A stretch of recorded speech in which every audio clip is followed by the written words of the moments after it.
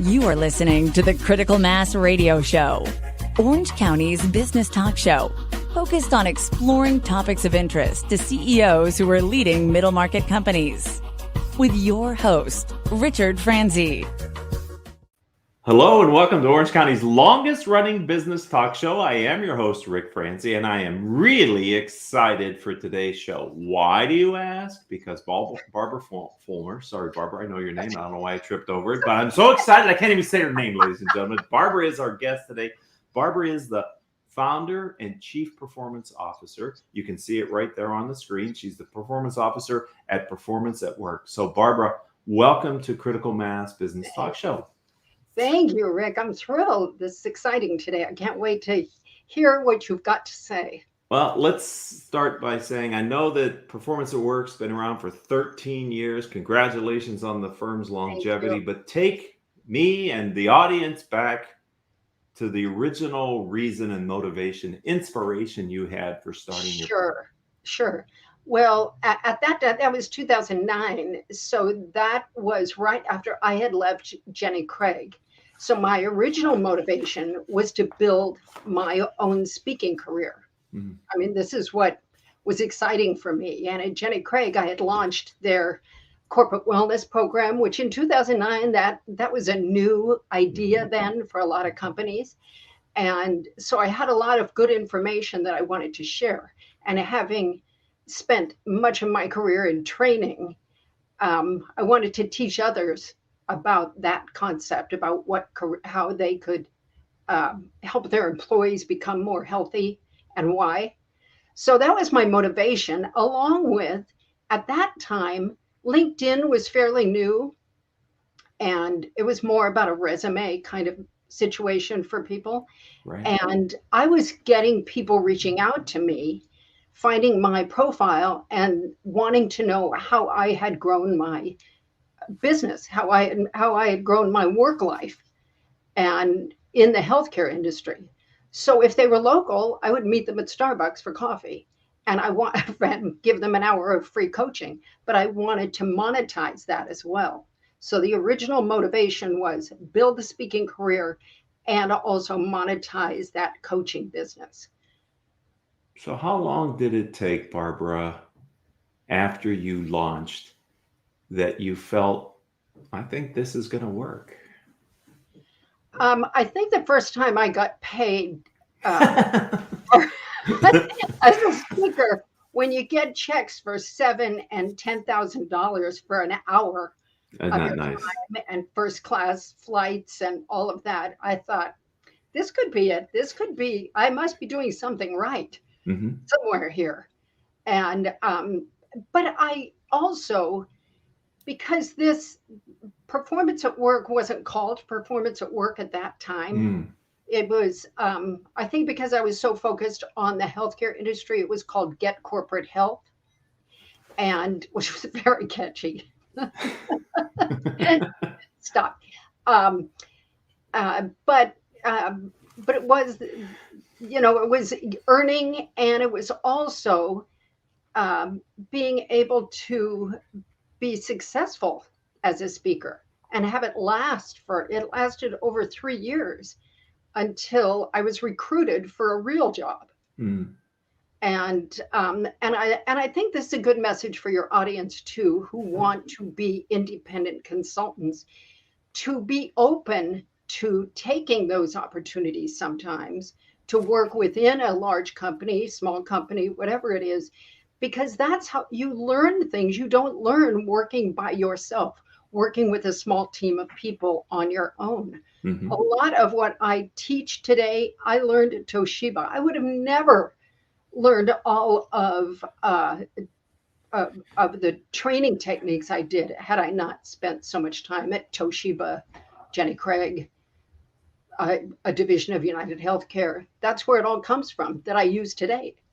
Yeah, it can be challenging, though, if you're on the path to be an entrepreneur and then you get the opportunity to go back and take a job.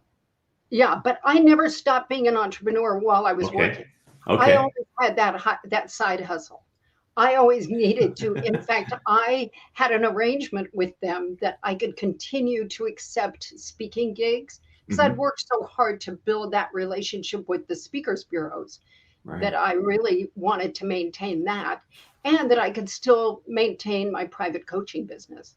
So I didn't really lose a lot of ground, But you were getting a paycheck, but I was getting a really nice paycheck which is nice. and working in healthcare again. I was Hmm. working for one of the largest companies that designed and operated on-site fitness centers. Mm. So for employers, so it was fabulous. Yeah, it's sort of coincident with what you were speaking about Yeah, as well. exactly. A lot of entrepreneurs out there believe they have a talk that they can give, a speech. Yeah, You talk about first class flights and getting, five or yeah. six figure paid to speak for an hour, but it's really not an hour, is it, No, Barbara? no, it isn't. No, there's a lot of schmoozing, and there's there's a lot, uh, but it's also um, it's acquiring the skill to entertain as Yes. a speaker versus just stand there and teach. I'd already done that. I'd been a Mhm. trainer, but you have to entertain to earn that money Yes. and to earn the right to come back and do it at their next year's annual conference. So And that's, yeah, So let's talk about performance at work. What yeah, is it that the firm is doing? So who do you help? What yeah, problems are you solving for them?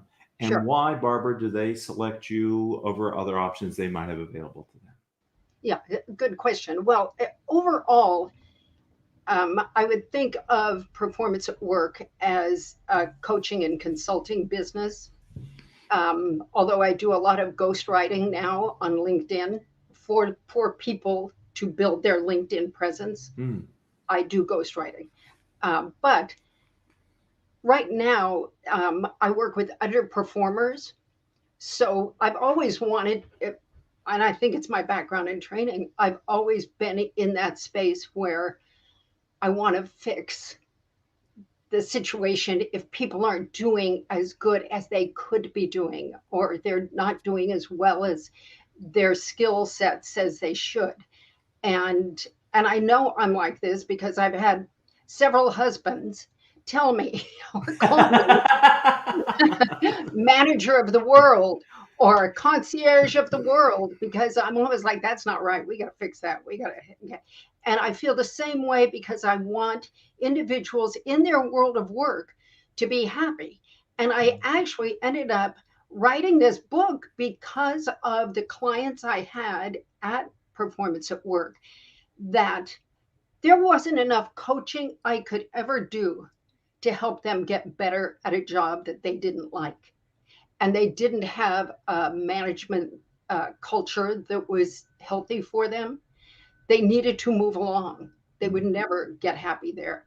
So I think that this work helped that. But that's what performance at work, and also today, performance at work is evolving because of the book coming out. So a lot of my work now is really devoted to creating small group training sessions that are based on concepts in the book. And I know we haven't talked about the book yet, but that's a lot of what's happening with performance at work. Well, you bring up the book, so why don't we talk about ditch your career plan and tell? Oh, do we have to? Well, you brought it up. I think we should. Mike, I give you credit for being disciplined and persistent, because writing a book, regardless of how much in your head, ladies and gentlemen, you think it's written, when you actually put fingers to the keyboard or however you might do it, I think most people quickly realize there's more to be done. So congratulations. Thank What you. was the inspiration for the book? I think you've kind of started to touch on it, but then what's the messaging and the ideas contained within your book? Sure. Everyone has always told me, you've got to write a book. I've heard too many people say that because I'm a storyteller. Mm. And when I talk about my career, I tend to tell stories with happy endings. And I started making notes and collecting that. And one day, and I don't know why I was reading this particular article, but the Department of Labor had a statistic that said that 51% of American workers were dissatisfied in their work. And this just like smacked me in the head because I thought if no matter where you're working, if 51% of your workforce are unhappy, that's more than half the people you're working with. How is that impacting you and your work and your satisfaction? If your boss is unhappy and dissatisfied, if your coworkers are, how is that, how is that impacting the company? So that was kind of a catalyst for really moving along for this book. Um, when I wrote the book, I really wanted, because of that 51%, I wanted to have a through line in it of taking responsibility. I have a quote, and it's a name, and it's one of the chapters. If it is to be, it is up to me. That's not my quote, but that you've got to take responsibility, because when you think of those dissatisfied workers, who's to blame? Is it them? Could be. Is it their employer? Could be. So it's taking that responsibility to look at it and to know yourself well enough to really do that investigation and find out why you're dissatisfied where you are. But the most important part of this book, I think, is that because it's named "Ditch Your Career Plan." Yeah.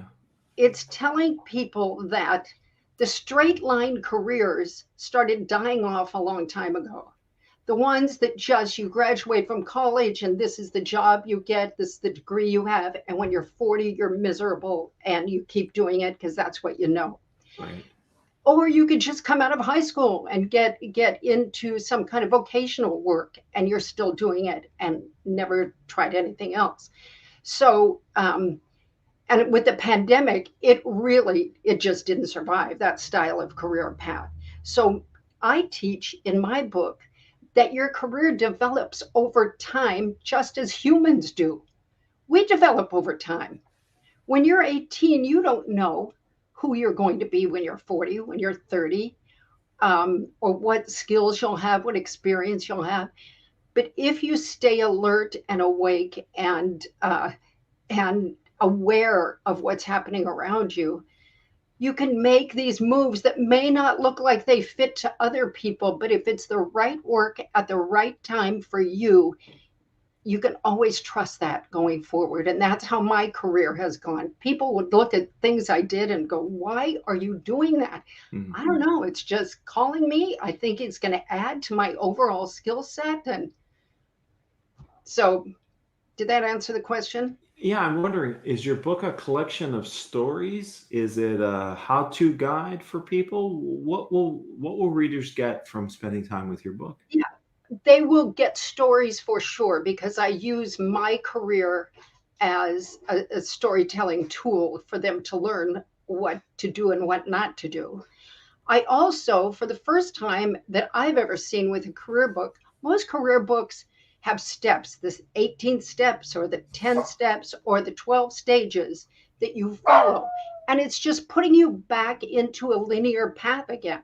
I do this, and when I'm done with that, I have to do this. I didn't want that. So I went a completely different direction, and I took a cue from Carl Jung, who worked with archetypes. And archetypes are symbolism that humans relate to. Like when I say the hero, which is an archetype, you don't have to be explained. I don't have to explain what a hero is. Right. The lover, I'm definitely not going to explain what that means, but Godiva uses the lover archetype to create their advertising and marketing campaigns.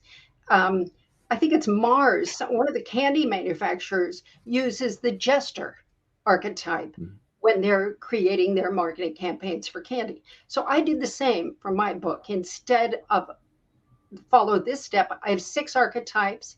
They're in a circle. You can use any one anytime you want, and it's more of a compass.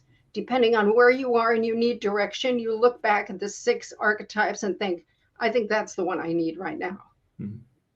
And follow that. And each of the archetypes have a want and a need. It's interesting. I have not, full disclosure, I haven't had a chance to read Barbara's book yet, but I plan on doing that. And I Were you encourage waiting others. for the movie? I'm waiting for the movie. Exactly. Yes, obviously. But usually the books are better than the movie. I know. So I think I should read your book. How do people find your book? On Amazon right now. Okay. And on my website, which is just barbarafulmer.com. Got it. And it's been on Amazon. That the Audible book should be out within the next 2 weeks. Oh, good. But right now it's in softcover and Kindle. Fantastic. So that's her book, ladies and gentlemen. But there's a lot more to Barbara Fulmer than the book and the career that she has and the entrepreneur journey. But I'd like to kind of backtrack to the LinkedIn work that you're doing, because you mentioned 13 years ago, LinkedIn wasn't what Right. it is today. From your Right. professional view and the help that you're giving your clients around LinkedIn, what is LinkedIn today for the professional who wants to leverage that platform? Oh man, it's a jewel. And I found that out prior to publishing the book when I needed to build my following Hmm. on LinkedIn in a strategic way to promote my book when it would come out. In doing that, I embraced LinkedIn again, which I had not done. I still saw it as a resume platform. Um, and it is really, if you really get into it, LinkedIn today is a place to learn. There are such generous, intelligent, experienced individuals on there that share their information, their talent, their gifts, and guide you in so many good ways that you need. Um, it is also a place for you to teach. That's what I have found. So, in my building my following, I started teaching how I work with underperformers. So I changed the focus of my posts so they're meaningful and they make sense and people respond to them. It's also LinkedIn is, and this is why I've had the interest from people to help them write their posts or their articles, because a lot of people don't have the time to do that. And I've kind of gotten to know the algorithm better, Hmm. what day of the week, what time of the week, because it matters. It matters who sees your posts. And there are kind of rules that you need to play for it. But LinkedIn is a phenomenal uh, opportunity to learn and be seen. If you want to leave the job you're in and go out on your own, oh, be a presence on LinkedIn. Seriously, it's phenomenal for that because it gets you seen. So it works for entrepreneurs who are consultants and coaches and people who are thought leaders in their 100%. space. It Yes. works for employees as well to, I think, use as a platform, because generally, I think when you're applying for a job, people will look at your LinkedIn profile. 100%. Yeah, So just knowing that that is your online, I consider LinkedIn as important for me and my coaching practice as my website. And I in do. some ways, even more important than my website Right. as far as its reach. Right. You found me on the internet. Say no more. See the kind of people that are on LinkedIn? Yes, you Barbara's see. on LinkedIn, for God's sakes, and she's active on it. I know. Let's let's talk about performance at work. What's the future, Barbara? What do you plan? Where are you taking the firm? What's going to be Yeah, different? Or it's an interesting question at this particular time because the book has just come out. And a lot of my work going forward is going to focus around uh, promoting the book and building my business by virtue of the content that's in the book. And I think I mentioned like doing small group trainings, maybe getting back into the speaking gig deal. I'm not sure about that yet, but I will always continue to do my coaching for individuals, because I have been able to monetize those people that I met at Starbucks and their families, sure. and uh, and also just continue. I think what has kept performance at work alive over time is what will still keep it going over time. And that is, it's nimble. I watch what's happening on LinkedIn to kind of see where the market is and where the jobs are, Mm-hmm. where the jobs aren't, what the current conversation is, and I try to build my services and products around that. And I find this ghostwriting for people has really started to kick up because they're learning that LinkedIn is a valuable tool. And I just want to highlight, because you gave us a teachable moment here on Critical Mass Business Talk Show, Barbara, which is, if you're going to become an entrepreneur, or if you're an early stage entrepreneur, Mhm. learn the lesson from experienced entrepreneurs, which is you have to keep reevaluating your business model and your service. Oh, You can't set it and forget it, and 10 or no, 13 years down the road, it's as valuable as it was when you launched the company. right. Absolutely. Yeah. Yeah, Which is both the opportunity and the curse of being an entrepreneur. exactly. But Exactly. it goes the same for people in the corporate world. The skills that you had 13 years ago, you've got to evolve your skills. And the product that worked 13 years ago isn't working today. There's always an evolution of product, of service. Yeah. Yeah. And having worked in those big companies, I have that behind me, Yeah. And That I is good. also, I think do we have time for, how are we? Always time for you. um, I think one of the questions too that you and I talked about the other day was how I stay up to date, or how I who I talk to, or how Yes. I can stay connected. Because when I work from my home office. You're in it right now. It's Mm-hmm. also the laundry room behind me, but we're going to keep those doors closed for this interview. Um, but I am a big believer in mentors, in building new one-on-one relationships with some of the people on LinkedIn that you meet, because I've met some of them in person in like 3D. Mm-hmm. You can actually meet, who are real people. Yeah. Yeah, and that goes a long way. But I think having a mentor, having having that experience and building relationships. This is the other thing I've done my whole career. I've always built relationships with the leadership in whatever company I worked with, and I've held on to that.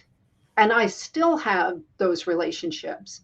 And I love that. And that keeps me current, and it keeps me, up to date with what I'm doing. So otherwise, I'd just be alone in a room. But I feel like I have 800 million friends on LinkedIn.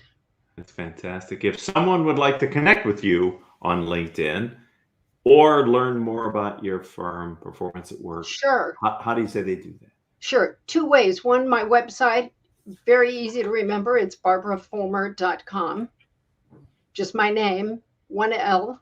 And on LinkedIn, I use my real name, Barbara Fulmer. You can find me there and reach out to me. And I have certain expectations for connections when we do connect, that um, that that you learn from what I post, and I can advance what I do from learning from you.